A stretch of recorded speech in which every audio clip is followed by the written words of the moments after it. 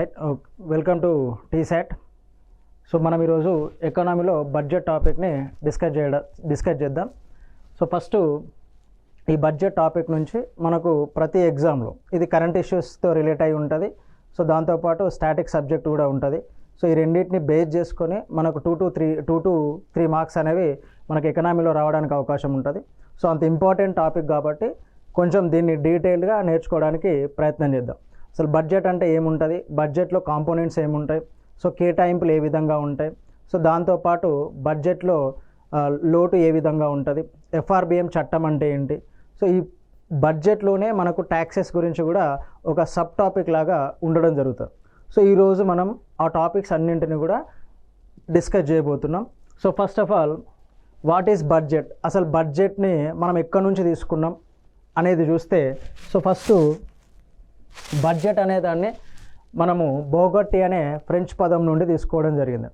So ఈ బోగట్టి అంటే అర్థము తోలు సంచి. సో అంతకుముందు ఈ బడ్జెట్ పేపర్లని ఒక తోలు సంచిలో తీసుకురావడం మూలంగా దానికి ఆ పేరుతో పిలవడం జరిగిందండి, బౌగట్టి అని చెప్పేసి ఆ పేరుతో పిలవడం జరిగిందండి. సో ఇక్కడ అది ఫ్రెంచ్ పదం. సో మనకు మన భారతదేశ రాజ్యాంగానికి వచ్చేసరికి, సో భారతదేశ రాజ్యాంగంలో బడ్జెట్ అనే మాట మనం ఒక ఫ్రెంచ్ పదం నుండి తీసుకోవడం జరిగింది. సో దాని అర్థం ఏంటి అంటే తోలు సంచి. సో ఈ బడ్జెట్ పేపర్లు అన్నింటిని కలిపి మనకు ఈ తోలు సంచిలో తీసుకురావడం మూలంగా దానికి ఆ పేరు ఇవ్వడం జరిగింది. సో ఈ బౌగట్టి అనే పదం నుంచి మనకు ఈ బడ్జెట్ అనే పదం రావడం జరిగింది. ఓకే, సో భారతదేశానికి వచ్చేసరికి భారతదేశ రాజ్యాంగంలో ఎక్కడా కూడా ఈ బడ్జెట్ అనే అంశాన్ని ప్రత్యేకంగా బడ్జెట్ అనే అంశాన్ని ఆ పేరుతో, బడ్జెట్ అనే పేరుతో కాకుండా ఏ పేరుతో పేర్కోవడం జరిగింది అంటే ఆదాయ వ్యయ పట్టికలకు సంబంధించిన అంశాలకు, ఆదాయ వ్యయ పట్టికలకు సంబంధించిన పేపర్లు అని చెప్పేసి పేర్కోవడం జరిగింది. సో అది 112వ ఆర్టికల్ ప్రకారం, రాజ్యాంగంలో 112వ ఆర్టికల్ ప్రకారం ఆదాయ వ్యయ పట్టికల గురించి పేర్కొంటుంది. సో దాన్నే మనం ఏమంటున్నాము అంటే బడ్జెట్ అని చెప్పేసి పేర్కొంటున్నాం. సో రాబడి వ్యయం రెండింటి గురించి ఈ 112వ ఆర్టికల్లో పేర్కోవటం మూలంగా సో అది బడ్జెట్కు సంబంధించిన రాజ్యాంగంలో పేర్కొన్న అంశాలను. సో ఈ బడ్జెట్ని మనకు ఏ విధంగా ఉంటుంది అంటే మూడు రకాల బడ్జెట్లు ఉంటాయండి. సో మనకు కేంద్ర బడ్జెట్ ఉంటుంది, సో దాంతోపాటు రాష్ట్ర బడ్జెట్ ఉంటుంది, సో దాంతోపాటు మనకు కేంద్రపాలిత ప్రాంతాలకు సంబంధించిన బడ్జెట్ కూడా ఉంటుంది. సో ఈ కేంద్ర బడ్జెట్ని కేంద్ర ప్రభుత్వం రూపొందిస్తుంది, రాష్ట్ర బడ్జెట్ని రాష్ట్ర ప్రభుత్వం రూపొందిస్తుంది. సో కేంద్రపాలిత ప్రాంతాలకు సంబంధించి ఈ కేంద్రపాలిత ప్రాంతాలకు సంబంధించిన బడ్జెట్ని కేంద్ర ప్రభుత్వమే రూపొందించడం జరుగుతుంది. సో ఈ కేంద్ర ప్రాంతాల బడ్జెట్, కేంద్ర పాలిత ప్రాంతాలు అనేవి కేంద్రం ఆధీనంలో ఉంటాయి కాబట్టి వాటికి సంబంధించిన బడ్జెట్ని కేంద్రమే రూపొందించడం జరుగుతుంది. సో దీని తర్వాత మనకి బడ్జెట్ అంతకుముందు ఏ విధంగా ఉండేది అంటే 1919 మాంటెక్ చేమ్స్ఫర్డ్. సో ఆ చట్టాల వరకు కూడా బడ్జెట్ అనేది సాధారణ బడ్జెట్ లాగానే ఉండేదండి. సో ఆ చట్టాన్ని ఆధారంగా చేసుకుని 1921లో అక్వర్త్ కమిటీని ఏర్పాటు చేయడం జరిగిందండి. సో 1921లో ఏర్పాటు చేసిన అక్వర్త్ కమిటీ సిఫార్సుల మేరకు 1926లో మనకు సాధారణ బడ్జెట్ని రైల్వే బడ్జెట్ నుండి వేరు చేయడం జరిగింది. సో 1924 వరకు కూడా మనకు బడ్జెట్ అనేది ఒకే రైల్వే బడ్జెట్ కానీ సాధారణ బడ్జెట్ కానీ అన్నీ కూడా ఒకే బడ్జెట్ రూపంలో ఉండేది. సో అక్వర్త్ కమిటీ సిఫార్సుల మేరకి మనకు దాన్ని వేరు చేయడం జరిగింది. సో ప్రస్తుతం రెండింటిని కలిపి రూపొందిస్తారు. సో ఇక్కడ అక్వర్త్ కమిటీ సిఫార్సుల మేరకి బడ్జెట్ను వేరు చేయడం జరిగింది. 2017 నుంచి వివేక్ దేబ్రాయ్ కమిటీ సూచనల మేరకు, ఇది ఇంపార్టెంట్ అండి. సో వివేక్ దేబ్రాయ్ కమిటీ సూచనల మేరకు మళ్ళీ బడ్జెట్ని ఒకటే రకంగా ఒకే బడ్జెట్ లాగా రూపొందించడం జరుగుతుంది. సో అంతకుముందు సాధారణ బడ్జెట్ వేరు, రైల్వే బడ్జెట్ వేరులాగా 2017 వరకు మనం ప్రకటించడం జరిగింది. సో 2017లో వివేక్ దేబ్రాయ్ కమిటీ సూచించిన సూచనల మేరకి ఈ సాధారణ రైల్వే బడ్జెట్ని రెండింటిని కూడా మెర్జ్ చేసి ఒకే బడ్జెట్ లాగా రూపొందించడం జరుగుతుంది. సో ఈ బడ్జెట్కి సంబంధించిన అంశాలను కనుక తీసుకుంటే, బడ్జెట్లను ఏ విధంగా వర్గీకరించవచ్చు అంటే సాధారణ బడ్జెట్, శూన్యాధార బడ్జెట్, ఫలిత ఆధార బడ్జెట్, జెండర్ బేస్డ్ బడ్జెట్ అని చెప్పేసి సో ఒక 4 నుంచి 5 రకాలుగా వర్గీకరించడం జరుగుతుంది. సో దాన్ని అంటే ఏ విధంగా కేటాయింపులు అనేవి జరుగుతూ ఉన్నాయి, ఎంతకాలానికి కేటాయింపులు అనేవి జరుగుతూ ఉన్నాయి, సో వాటిని ఆధారంగా చేసుకొని ఈ బడ్జెట్ని రూపొందించడం జరుగుతుంది. సో మనకి సాధారణ బడ్జెట్ అంటే ఒక సంవత్సర కాలానికి మనకు బడ్జెట్ని కనుక రూపొందిస్తే అంటే ఒక ఆర్థిక సంవత్సర కాలానికి ఇది దేశాలను బట్టి మారుతూ ఉంటుంది. సో భారతదేశానికి సంబంధించి మనకి ఏప్రిల్ 1 నుంచి మార్చ్ 31 వరకు, ఏప్రిల్ 1 నుంచి మార్చి 31 వరకు మనం ఒక ఆర్థిక సంవత్సరంగా తీసుకుంటాం. సో ఈ ఆర్థిక సంవత్సరంలో భారతదేశానికి సంబంధించిన ఆదాయాలు వ్యయాలను వీటన్నింటిని కలిపి మనం ఏమంటాము అంటే సాధారణ బడ్జెట్గా పేర్కొంటామని. సో ఇక్కడ ప్రతి దేశం యొక్క ఆర్థిక పరిస్థితి వేరువేరుగా ఉంటుంది. ఒక దేశం యొక్క ఆధార పరిస్థితి జనవరి 1 నుంచి నెక్స్ట్ డిసెంబర్ 31 వరకు ఉంటుంది. ఒక దేశ ఆర్థిక సంవత్సరం జూలై 1 నుంచి మళ్ళీ జూన్ 30 వరకు ఉంటుంది. సో ఒక్కొక్క దేశానికి ఒక్కొక్కలాగా ఉంటుంది. సో భారతదేశానికి వచ్చేసరికి భారతదేశం యొక్క ఆర్థిక సంవత్సరము అనేది మనకు ఏప్రిల్ 1తో ప్రారంభమై మార్చి 31తో ముగుస్తుందండి. సో ఈ కాలంలో మనము ప్రవేశపెట్టిన అంటే మనకు రావాల్సిన ఆదాయ వ్యయాలను సాధారణ బడ్జెట్గా పేర్కొనడం జరుగుతుంది. సో నెక్స్ట్ శూన్యాధార బడ్జెట్, రైట్. సో శూన్యాధార బడ్జెట్ అంటే గత బడ్జెట్ తాలూకా ఫలితాలను పరిగణలోకి తీసుకోకుండా వర్తమాన అంశాలకు ప్రాధాన్యత ఇస్తూ సో ప్రస్తుత ఆవశ్యకతను బట్టి రూపొందించే బడ్జెట్ని ఏమంటారు అంటే శూన్యాధార బడ్జెట్ అని చెప్పేసి పేర్కొంటారు. సో ఇక్కడ మీకు ఎగ్జాంపుల్ ఏంటంటే సపోజు రవాణా రంగానికి దాదాపు ఇది ఉదాహరణ మాత్రమే అండి. సో రవాణా రంగానికి మనం దాదాపు ఒక 20,000 కోట్లు కేటాయించినామండి. రవాణా రంగానికి సో దాదాపు ఒక 20,000 కోట్లు కేటాయించడం జరిగింది.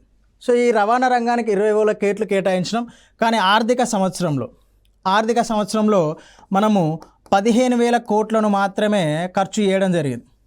15,000 కోట్లను మాత్రమే ఖర్చు చేయడం జరిగింది. సో దీన్ని ఇంకా 5,000 కోట్లు ఖర్చు చేయలేదు. సో ఈ ఖర్చు చేయకపోయినా ఈ 15,000 కోట్లను కూడా అంటే ఫలితాలతో సంబంధం లేదు. ఫలితాలతో సో 20,000 కోట్లు ఖర్చు చేసిల్లా లేదా అనే అంశాలతో సంబంధం లేదు.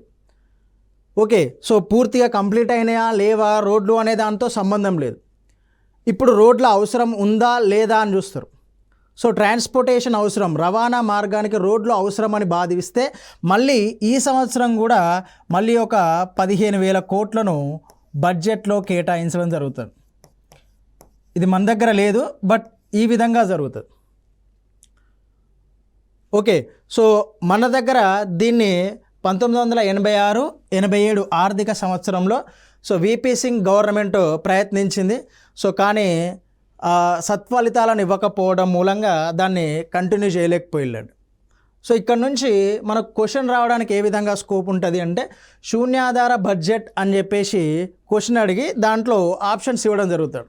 సో ఫలితాల సంబంధం లేని బడ్జెటు, వర్తమాన అంశాలకు ప్రాధాన్యత ఇచ్చే budget, so C option both, D option none of the above.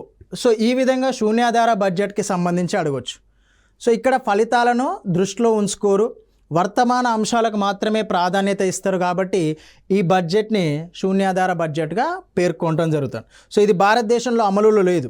ఒకవేళ సి ఆప్షన్లో మనకు ఏ ఫలితాలతో సంబంధం లేదు, బి వర్తమాన అంశాలకే ప్రాధాన్యత ఇస్తారు, సి భారతదేశంలో అమలులో ఉంది అని చెప్పేసి మిస్టేక్గా ఇవ్వచ్చు.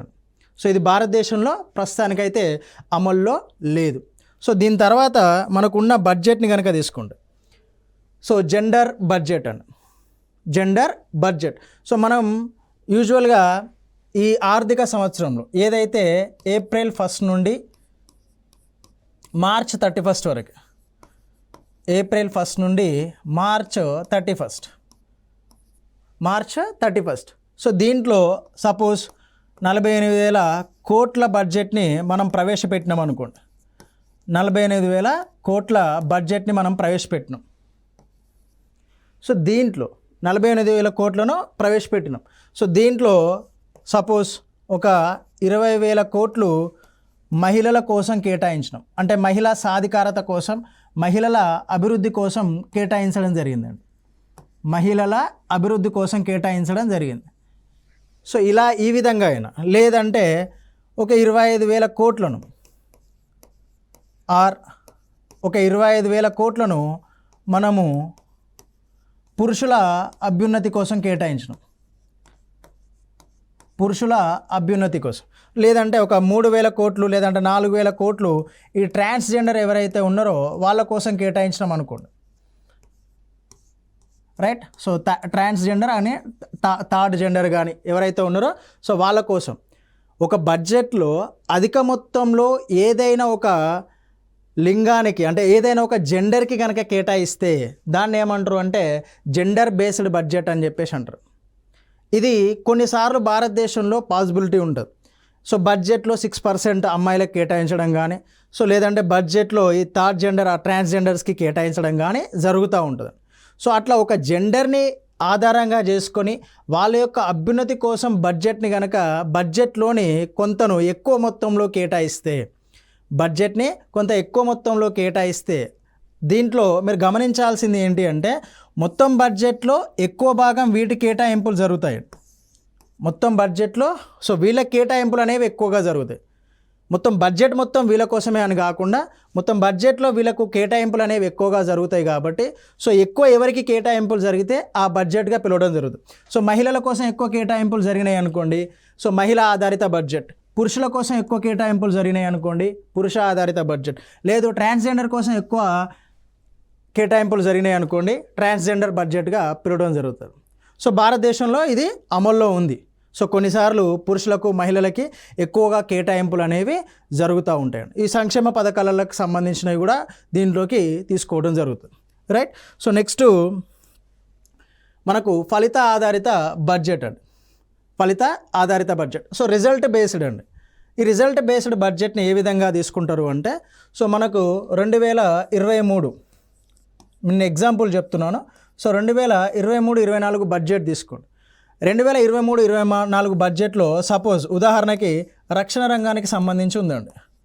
రక్షణ రంగానికి సంబంధించి మనకు 64,000 కోట్లు కేటాయింపులు జరిగినాయి అనుకోండి సపోజ్, రైట్. సో 64,000 కోట్లు దీనికి కేటాయించడం జరిగింది రక్షణ రంగాన్ని. సో ఈ రక్షణ రంగంలో మళ్ళీ సో ఆర్మర్స్కి అంటే ఆయుధాల కోసం కొంత కేటాయింపు, రైట్. సో నెక్స్ట్ అంటే సాంకేతికత కోసం అంటే ఈ డ్రోన్ వ్యవస్థ కానీ సిగ్నలింగ్ వ్యవస్థ కానీ దానికోసం కొంత కేటాయింపు జరుగుతుంది. దానికోసం కొంత కేటాయింపు, ఆయుధాల కోసం సాంకేతికత కోసం కొంత కేటాయింపు జరుగుతుంది. నెక్స్ట్ రిక్రూట్మెంట్ కోసం రక్షణ రంగానికి సంబంధించి బెటాలియన్ రిక్రూట్మెంట్ కోసం కొంత కేటాయింపులు జరిగినాయి అనుకో. సో దీంట్లో సపోజ్ జనరల్గా ఈ ఆయుధాల్లో మనము ఈ రైఫిల్స్ని కానీ లేకపోతే యుద్ధ ట్యాంకులను కానీ ఒక 20 తయారు చేయాలనుకున్నాం అనుకోండి. సపోజ్ 20 తయారు చేయాలనుకున్నాం. మనం తయారు చేసింది 10 మాత్రమే పూర్తి చేయగలిగినాం. సో దీనివల్ల ఏమవుతుంది అంటే దీనికి కేటాయింపులు జరిపినప్పటికీ కూడా దీంట్లో అభివృద్ధి లేదు. ఓకే. సో ఇంకా మనకి రక్షణ రంగం పైన అవసరం ఉంది. దీనికి ఇంత కేటాయింపులు జరిగినా మనం ఎంతవరకు సాధించడం, 10 వరకే సాధించడం. సో నెక్స్ట్ రక్షణ రంగం యొక్క ఆవశ్యకత అనేది భారతదేశానికి ఉంది. సో అప్పుడు ఏం చేస్తారు అంటే మళ్ళీ నెక్స్ట్ 2024-25 బడ్జెట్లో కూడా దీనికి కేటాయింపులు జరుగుతాయి. సో ఆ రంగానికి అవసరము అని చెప్పేసి ప్రభుత్వం భావిస్తే సో వాటి ఫలితాలను ఆధారంగా చేసుకొని వాటికి కేటాయింపులు జరుగుతాయి. సో ఏ విధంగా, సో ఇక్కడ 64,000 కోట్లు కేటాయించినట్టుగా ఇక్కడ ఒక 70,000 కోట్లు 80,000 కోట్లు కాదండి. సో దాని ఫలితాలను ఆధారంగా చేసుకొని మనకి ఇంకెన్ని అవసరం, 20లో 10 సాధించడం, ఇంకో 10. సో ఈ 10 వరకు మాత్రమే మనం కేటాయింపులు అనేవి జరుగుతూ ఉంటాయి. సో అలా ఫలితాలను ఆధారంగా చేసుకొని బడ్జెట్ని కనుక రూపొందిస్తే దాన్ని ఏమంటారు అంటే ఫలిత ఆధారిత బడ్జెట్ అని చెప్పేసి పిలుస్తారు. ఓకే. సో ఇక్కడ శూన్య ఆధార బడ్జెట్, జెండర్ బడ్జెట్, ఫలిత ఆధార బడ్జెట్ ఇవి మనకు పరిచయం లేని వాక్యాలు. సో వీటిని కొంచెం జాగ్రత్తగా గమనించాలి. సాధారణ బడ్జెట్ ఎగ్జామ్లో వస్తే ఎవరైనా దాని డెఫినేషన్ పెడతారు, కానీ ఈ మూడింటికి సంబంధించి కొంచెం వేరియేషన్ ఉంటుంది కాబట్టి వాటిని అర్థం చేసుకోవడానికి ప్రయత్నం చేయాలి. సో బడ్జెట్లో ఇది మన ఇంట్లో ఉండే సేమ్ అండి. మనం ఇంట్లో ఏవైతే చేస్తామో సో అదే మనకు బోర్డు పైన కనిపిస్తూ ఉంటుంది. బడ్జెట్ అంటే మనం నెలకు సంబంధించి వేసుకుంటాం, లేదంటే వారానికి సంబంధించి వేసుకుంటాం, లేదంటే ఓ సంవత్సరానికి 6 నెలలకు సంబంధించి వేసుకుంటాం. సో ప్రభుత్వం ఆర్థిక సంవత్సరంలో కంపల్సరీ దానికి రాబడులు ఉంటాయి, సో అది ఖర్చు చేయాల్సిన అంశాలు ఉంటాయి. ఆ రెండింటి యొక్క సమ్మేళనాన్ని మనం ఏమన్నా బడ్జెట్ అంటాం. సో బడ్జెట్కి సంబంధించి రాబడి, వ్యయం, సో కొంచెం ఈ టర్మినాలజీ అనేది డిఫరెంట్గా ఉంటుంది. కానీ సో మీకు ఇంట్లో ఏ విధంగా అయితే బడ్జెట్ను మీరు రూపొందించుకుంటారో అదే బడ్జెట్ కేంద్ర ప్రభుత్వం కానీ రాష్ట్ర ప్రభుత్వం కానీ రూపొందిస్తుంది.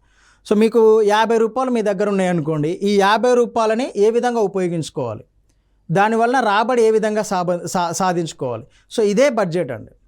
మనము రోడ్లపైన పెట్టినాం అనుకోండి, అది డెవలప్మెంటు, ట్రాన్స్పోర్టేషన్, దానిపైన. రోడ్లపైన కాకుండా జీతాలు చెల్లించడం అనుకోండి, సో అదో రకమైన వ్యయం, ఇదే రకమైన వ్యయం. ట్యాక్సెస్ ఒక రకమైన రాబడి, సో వడ్డీ చెల్లింపులు ఒక రకమైన రాబడి. సో ఆ డిఫరెన్స్ అనేది టర్మినాలజీలో ఉంటుంది తప్ప, సో మీరు ఇంట్లో ఏ విధంగా బడ్జెట్ని మీరు డిఫైన్ చేసుకుంటారో సేమ్ ఉంటుంది. ఓకే, సో ఇక్కడ బడ్జెట్లో ఫస్ట్ చూస్తే రాబడి ఉంటుంది, నెక్స్ట్ వ్యయం ఉంటుందండి. రాబడి, వ్యయం. సో రాబడిలో మళ్ళీ 2 రకాలు ఉంటాయి, రెవెన్యూ రాబడి అని చెప్పేసి, మూలధన రాబడి అని చెప్పేసి. సో ఈ టర్మినాలజీ సింపుల్. దీని తర్వాత మనము డెఫినేషన్స్ అండ్ ఎగ్జాంపుల్స్ గుర్తుపెట్టుకున్నాము అనుకోండి, సో ఇక్కడ నుంచి క్వశ్చన్ మిస్ అవ్వకుండా మనకు స్కోప్ ఉంటుంది. సో వ్యయము, రెవెన్యూ వ్యయము, నెక్స్ట్ మూలధన వ్యయం. 2 రకాల రాబడులు ఉంటాయండి. రెవెన్యూ రాబడి ఉంటుంది, మూలధన రాబడి. వ్యయము, రెవెన్యూ వ్యయం ఉంటుంది, మూలధన వ్యయం ఉంటుంది.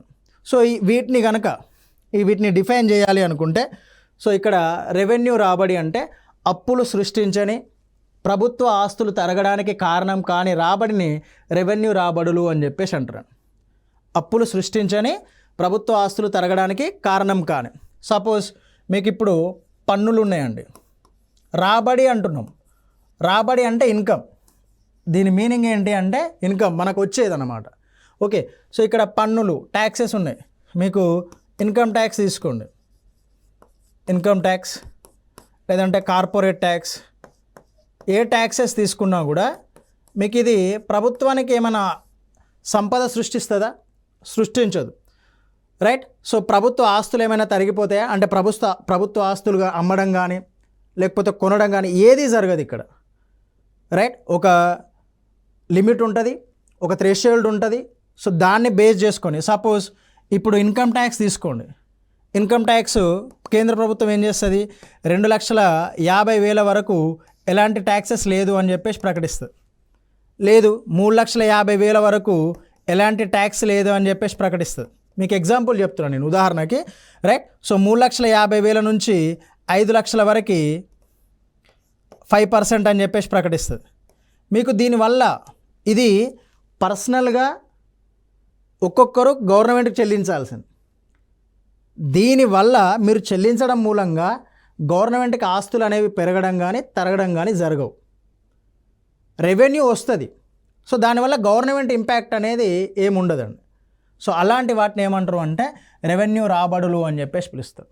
ఓకే, సో ఎగ్జాంపుల్స్ కనుక తీసుకుంటే, సో పన్నులు, ప్రత్యక్ష పన్నులు, ఉదాహరణ corporate tax, next income tax. పరోక్ష పన్నులు, సో ఎగ్జాంపుల్ జిఎస్టీ. సో అన్ని దాదాపు 17 రకాల పన్నులు అన్నింటిని కలిపి 2017 నుంచి మనం ఇండైరెక్ట్ ట్యాక్స్గా దీన్ని వసూలు చేస్తున్నాం. GST, goods and service tax అని చెప్పేసి. సో దాన్ని నెక్స్ట్ మనం డిస్కస్ చేస్తాం. ఓకే, సో ఇది రెవెన్యూ రాబడికి సంబంధించండి. నెక్స్ట్ పన్నేతర మూలధన రాబడి. మూలధన రాబడి, సో ప్రభుత్వ ఆస్తులను తగ్గించేవి, అప్పులను సృష్టించేవి. మీకు ఇక్కడ రెవెన్యూ రాబడి, మూలధన రాబడికి డిఫరెన్స్ ఏంటి అంటే ఈ అప్పులు, ఆస్తులు అనేవి ఇంపార్టెంట్ అండి. మీకు రెవెన్యూలో ఆస్తుల సృష్టి అనేది జరగదు, ఆస్తుల సృష్టి అనేది జరగదండి. ఆస్తులను సృష్టించవు అవి, ఇది ఇంపార్టెంట్. ఇక్కడ ఆస్తుల సృష్టి అనేది జరగదు. సో మూలధన, క్యాపిటల్, ఇది ఇంపార్టెంట్. ఈ వర్డ్ అనేది చాలా చాలా ఇంపార్టెంట్. సో ఈ మూలధనంలో ఏంటి అంటే ఆస్తులు అనేవి కంపల్సరీ వస్తుంది.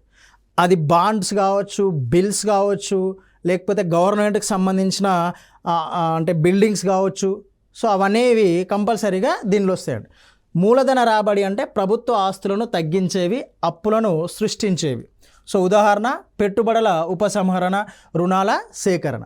సో ఇక్కడ మూలధనము అనేది ఆధారంగా చేసుకొని దీన్ని డిఫైన్ చేస్తే ఏ విధంగా ఉంటుంది అంటే దీన్ని ఇంగ్లీష్లో డిజిన్వెస్ట్మెంట్ అంటారండి. పెట్టుబడుల ఉపసంహరణ డిజిన్వెస్ట్మెంట్ అంటారు. సపోజ్ మీకు గవర్నమెంట్కి సంబంధించి ఈ రీసెంట్గా మీకు ఆంధ్రప్రదేశ్కి సంబంధించి ఒక ఇష్యూ అనేది బర్నింగ్ టాపిక్గా ఉంది. ఏంటిది? విశాఖ ఉక్కు అనేది. 2-3 ఎగ్జాంపుల్స్ చూస్తే మనకు క్లారిటీ ఉంటుంది. సో ఈ విశాఖ ఉక్కు ఒక సంస్థని ప్రభుత్వ సంస్థ అని ఎప్పుడు అంటాము అంటే దానిలో ప్రభుత్వం యొక్క పెట్టుబడి 51% ఉండాలి. సో ఈ 51% ఉంటే దాన్ని ఏమంటారంటే దాని యాజమాన్య హక్కులు అనేవి ప్రభుత్వ ఆధీనంలో ఉంటాయి. సో ఒక సంస్థలో 51% కంటే ఎక్కువ పర్సంటేజ్ కనుక ప్రభుత్వం ఆధీనంలో ఉంటే దాన్ని ప్రభుత్వ సంస్థగా పిలుస్తాం. సో దీంట్లో ఈ డిజిన్వెస్ట్మెంట్లో ఏమవుతుంది అంటే ఈ ప్రభుత్వ సంస్థ దాని యొక్క యాజమాన్య హక్కులను అమ్మేస్తూ ఉంటుంది. ఈ విశాఖ హుక్కులో కూడా ఏమైంది అంటే ఇది ప్రభుత్వంది. సో దీనిలో మొత్తం కూడా ప్రభుత్వం పెట్టుబడులు పెట్టింది. ఇప్పుడు ఏం చేసింది అంటే ప్రైవేట్ వ్యక్తులను ఇన్వైట్ చేసింది. సో ఎప్పుడైతే ప్రైవేట్ వ్యక్తులను ఇన్వైట్ చేసిందో ఈ విశాఖ ఉక్కులో ఉన్న వాళ్ళు విశాఖ ఉక్కులో వాటాలను విక్రయించేస్తూ ఉంటుంది. సో వాటాలను విక్రయించేస్తే ఏమవుతుంది? సపోజ్ ప్రభుత్వం యొక్క వాటా 51% అనుకోండి. సపోజ్, నాట్ ఎగ్జాక్ట్, సపోజ్ చెప్తున్నాను. సో 51% వాటా భారత ప్రభుత్వానికి ఉంది, మిగతాది 49% ప్రైవేట్ వ్యక్తులకు ఉంది, ఆ రాష్ట్ర ప్రభుత్వానికి ఉంది అనుకోండి. సో దీంట్లో ఏం చేస్తారు అంటే ఈ 51%లో 2% వాటాను కానీ 3% వాటాను కానీ 2% కానీ 3% వాటాను కానీ ప్రైవేట్ వ్యక్తులకు ఇచ్చేస్తారు. ఊరికే ఇవ్వరండి. సో 2-3% వాటాను విక్రయించేస్తారు. దానివల్ల ఏమవుతుంది? సపోజ్ వాళ్ళు ఒక 2000 కోట్లకు దాన్ని కొనుగోలు చేసిళ్ళు అనుకోండి. 2000 కోట్లకు దాన్ని కొనుగోలు చేసిళ్ళు అనుకోండి. సో దీనికి ఏమవుతుంది? బడ్జెట్లోకి యాడ్ అయిపోతుంది. మూలధనాన్ని అమ్ముతున్నావు నువ్వు.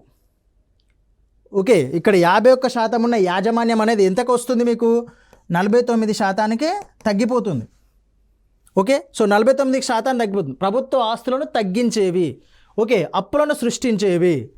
ఓకే, లేదు మన దగ్గర డబ్బులు లేవు.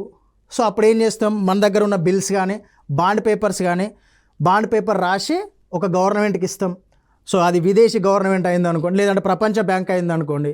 సో మన దగ్గర నుంచి ఒక బాండ్ పేపర్ వాళ్ళకి ఇచ్చి దానిపైన సైన్ చేసి నాకు ఇంత డబ్బులు కావాలి అని చెప్పేసి తీసుకుంటాం. సో అప్పుడు అప్పును సృష్టించబడుతుంది, దానికి మనం గ్యారంటీ ఇస్తాం. సో అలా చేసే వాటిని ఏమంటారు అంటే లేదు, అలా పేపర్లు కాకుండా ఫస్ట్ ఇది యూజువల్గా మన చుట్టుపక్కల జరుగుతూ ఉంటుంది. మన ఆస్తి ఉన్నది, దాన్ని తనఖా పెడతాం, డబ్బులు తీసుకొచ్చుకుంటాం, వాడుకుంటాం. ఒకవేళ కట్టలేదు మన ఆస్తి జప్తు చేయడం జరుగుతుంది. సో ఆస్తులను కానీ అప్పులను కానీ ప్రభుత్వ ఆస్తులను కానీ అప్పులను కానీ సృష్టించే రాబడిని ఏమంటారు అంటే మూలధన రాబడి అని చెప్పేసి పిలుస్తారు. ఓకే, సో విశాఖ కావచ్చు, తర్వాత అంతకుముందు బిఎస్ఎన్ఎల్ కావచ్చు. సో బిఎస్ఎన్ఎల్ కూడా ప్రైవేట్ పరం చేద్దాము అని చెప్పేసి గవర్నమెంట్ ఆలోచించి సో దాని యొక్క ప్రభుత్వ వాటాలను కూడా అమ్మేసుకుంటూ రావడం జరుగుతుంది. సో తర్వాత ఎల్ఐసి ఇన్స్టిట్యూట్ కావచ్చు. సో దాంట్లో ఉన్న ఈ స్టేక్ హోల్డర్స్ ఎవరైతే ఉన్నారో సో వాళ్ళ యొక్క వాటాలను కూడా మనకు ప్రభుత్వం అమ్మేసుకుంటూ రావడం జరుగుతుంది. సో దానివల్ల దాన్ని ఏమంటారు అంటే పెట్టుబడుల ఉపసంహరణ అని చెప్పేసి పిలుస్తారు. సో ప్రతి సంవత్సరము బడ్జెట్లో పెట్టుబడుల ఉపసంహరణ ఇంత ఉండాలి అని చెప్పేసి గవర్నమెంట్ ప్రకటిస్తుంది. అది రీచ్ అయినా రీచ్ కాకపోయినా వసూలు చేస్తూ ఉంటుంది. సో ప్రభుత్వ ఆస్తులలో ప్రభుత్వం యొక్క వాటాను అమ్మి దాని యొక్క ఆస్తిని తగ్గించుకొని ఆ డబ్బులను తీసుకుంటే అది దేనికి సమానము అంటే మూలధన రాబడికి సమానం. సో ప్రభుత్వానికి అప్పులను సృష్టించేది దేనికి సమానము అంటే మూలధన రాబడికి సమానం. క్లియర్? సో నెక్స్ట్ వ్యయానికి సంబంధించి మనం చూస్తే మూలధన వ్యయం అండి. మూలధన వ్యయం. సో ప్రభుత్వానికి ఆస్తులను సృష్టించే వ్యయాన్ని కానీ దాన్ని ఏమంటారు అంటే మూలధన వ్యయము అని చెప్పేసి పిలుస్తారు. మూలధన వ్యయం. సో ఇక్కడ రోడ్లు, ప్రాజెక్టులు, రుణాల చెల్లింపులు. సో మనకు national highway authority of India ఉందనుకోండి, రోడ్లు అనుకోండి సపోజ్. సో ఈ నేషనల్ హైవే అథారిటీ ఆఫ్ ఇండియాకి సో ప్రభుత్వము ఒక 400 కోట్లు ఇచ్చింది సపోజ్. ఇదేం చేస్తుంది? రోడ్లను నిర్మిస్తుంది. సో ప్రైవేట్ పరంగా కావచ్చు, పీపీపీ భాగస్వామ్యం ద్వారా ఇప్పుడు నిర్మిస్తుంది. మీకు అర్థం కావడానికి చెప్తున్నా ఇది. సో ప్రైవేట్ పబ్లిక్ పార్ట్నర్షిప్ ద్వారా నిర్మిస్తారు. సో దీని ద్వారా ఏమవుతుంది అంటే మనకు for suppose Hyderabad to Warangal ఒక రోడ్డు నిర్మించడం జరిగింది. సో ఈ రోడ్డు అనేది ప్రభుత్వం యొక్క ఆస్తి. సో దీనిపైన అది ట్యాక్స్ వసూలు చేసుకోవచ్చు, దట్ మీన్ టోల్ ట్యాక్స్ వసూలు చేసుకుంటుంది. ఎందుకంటే పీపీపీ మోడల్లో నిర్మించింది కాబట్టి. మనకి టోల్ ట్యాక్స్ అని వసూలు చేసేది కూడా ప్రైవేట్ ఏజెన్సీ వాళ్ళే. సో వాళ్ళే ఇక్కడ ఈ రోడ్ని దీనిలో భాగస్వామ్యమే నిర్మిస్తారు కాబట్టి సో టోల్ ట్యాక్స్ వసూలు చేసుకుంటారు. సో ఇలా ప్రభుత్వ ఆస్తులను సృష్టించే వాటిని రుణాల చెల్లింపులు, సపోజ్ మనం నేపాల్కి కానీ బంగ్లాదేశ్కి కానీ శ్రీలంకకి కానీ సో ఏదైనా దేశానికి వడ్డీ రూపంలో రుణాలను ఇచ్చినాం అనుకోండి, మనం శ్రీలంకకి రుణాలు ఇచ్చినాం, దాని యొక్క టైం పీరియడ్ని అది దాని ఆర్థిక పరిస్థితి బాగాలేని మూలంగా ఎక్స్టెండ్ చేయడం జరిగింది. సో ఈ రుణాల చెల్లింపులు వాళ్ళు రుణాలు చెల్లిస్తూ ఉంటే ఏమవుతుంది, ప్రభుత్వానికి ఆస్తి వస్తూ ఉంటుంది. సో ఆస్తులను సృష్టించే వ్యయాన్ని కానీ సో రోడ్లు ప్రాజెక్టులు ఏర్పాటు చేసుకునే వ్యయాన్ని కానీ ఏమంటారు అంటే మూలధన వ్యయంగా పేర్కొనటం జరుగుతుంది. సో ఇది ప్రస్తుతానికి మనకు బడ్జెట్లోని కొన్ని ముఖ్య అంశాలు. సో నెక్స్ట్ రెవెన్యూ వ్యయానికి సంబంధించి. సో ఈ రెవెన్యూ అంటే మనకు ఆస్తులు రావండి, ఆస్తి విషయాలు దీనిలో చర్చించడం జరగదు. మూలధనంలో మాత్రమే మనం ఆస్తులను గురించి మాట్లాడతాం. మూలధనంలో ప్రభుత్వానికి ఆస్తులు పెరగడమా తగ్గడమా జరుగుతుంది. రెవెన్యూలో ఆస్తులు పెరగడం కానీ తగ్గడం కానీ ఏది జరగదు, అంటే జరుగుతుంది, బట్ దానికి బిల్డింగ్స్ రోడ్స్ ఇవన్నీ కూడా దీంట్లో భాగంగా ఉండవు. సో రెవెన్యూ వ్యయము అంటే ప్రభుత్వానికి ఆస్తులు సృష్టించని వ్యయాన్ని రెవెన్యూ వ్యయం అంటాం. సో మనకు ఉద్యోగులకు జీతభత్యాలు చెల్లించడం కానీ, నెక్స్ట్ పెన్షన్స్. సో పెన్షన్స్ అండి, పెన్షన్స్ ఇప్పుడు వృద్ధులకు కానీ మహిళలకు కానీ ఒంటరి మహిళలకు కానీ ఈ పెన్షన్స్. సో దీనివల్ల ప్రభుత్వానికి వ్యయం పెరుగుతుంది తప్ప తగ్గదు. సో దానివల్ల సంపద సృష్టి కూడా ఏం జరగదండి. సో దానివల్ల ఏమన్నా జరుగుతుందా, సో వాళ్ళకు ఆసరా కోసం మాత్రమే ఇది. సో దీనివల్ల సంపద సృష్టి కూడా ఏం జరగదు. ఓకే, ఇండైరెక్ట్గా ఆలోచించకండి, జస్ట్ బడ్జెట్ దాంట్లో మాత్రమే ఆలోచించండి. సో ఈ సబ్సిడీలు ఇవ్వడం కానీ, ఎల్పిజి సబ్సిడీ కానీ, యూరియా సబ్సిడీ కానీ, రైట్. సో ఇవన్నీ కూడా వడ్డీ చెల్లింపులు కానీ, సో ఇవన్నీ కూడా దేనిలో భాగంగా వస్తాయి అంటే రెవెన్యూ వ్యయంలో భాగంగా వస్తాయి. సో ఇప్పటి వరకు జరిగిన దాంట్లో మనకు ఇంపార్టెంట్ ఏంటి అంటే సో ఈ టాపిక్స్ మూలధన వ్యయము, రెవెన్యూ వ్యయము, మూలధన రాబడి, రెవెన్యూ రాబడి. సో క్వశ్చన్ ఏ విధంగా రావచ్చు అంటే వాడు డెఫినేషన్లో బేస్ చేసుకొని మూలధన రాబడి క్రింది వానిలో ఏది ఇస్తాడు అంటే సంపద సృష్టించేవి, సంపద తగ్గించేవి, ప్రభుత్వానికి ఇబ్బంది కలిగించేవి, ఇలా ఆప్షన్స్ ఇవ్వడానికి అవకాశం ఉంటుంది. సో నెక్స్ట్ రెవెన్యూ వ్యయం క్రింది వానిలో ఏమొస్తాయి రెవెన్యూ వ్యయంలో, సో జీతాలు, సబ్సిడీలు, నెక్స్ట్ రోడ్లు, ఇవి ఈ విధంగా ఆప్షన్స్ ఇవ్వచ్చు అండి. ఓకే, సో మనకు మూలధన అంటే ఆస్తులు వస్తాయి, రెవెన్యూ అంటే ఆస్తులకు సంబంధించి ఏ విషయం కూడా మాట్లాడడం అంటే తగ్గిపోతూ ఉంటాయి, ప్రభుత్వానికి సంబంధించిన ఆస్తులు తగ్గిపోతూ ఉంటాయండి రెవెన్యూ వ్యయంలో. సో జీతాల వల్ల ప్రభుత్వం యొక్క వ్యయం పెరుగుతుంది కానీ సంపద సృష్టి అనేది జరగదు. సబ్సిడీల వల్ల కూడా సేమ్, వడ్డీ చెల్లింపుల వల్ల కూడా మనకు సంపద సృష్టి అనేది జరగదు. సో ఇప్పటి వరకు మనం బడ్జెట్లో ఇంపార్టెంట్ టాపిక్స్ అయిన రాబడి, వ్యయం పైన డిస్కస్ చేసినాం. సో నెక్స్ట్ క్లాస్లో మనము బడ్జెట్లో ఈ రెవెన్యూ రాబడి, మూలధన రాబడి, రెవెన్యూ వ్యయం, మూలధన వ్యయం సో ఏ విధంగా వస్తుంది, సో ఈ ట్యాక్సెస్ వల్ల మనకు ఈ ట్యాక్సెస్ అనేవి దేంట్లో భాగంగా వస్తాయి, ఎన్ని రకాల ట్యాక్సెస్ ఉంటాయి అనేది డిస్కస్ చేద్దాం. Thank you.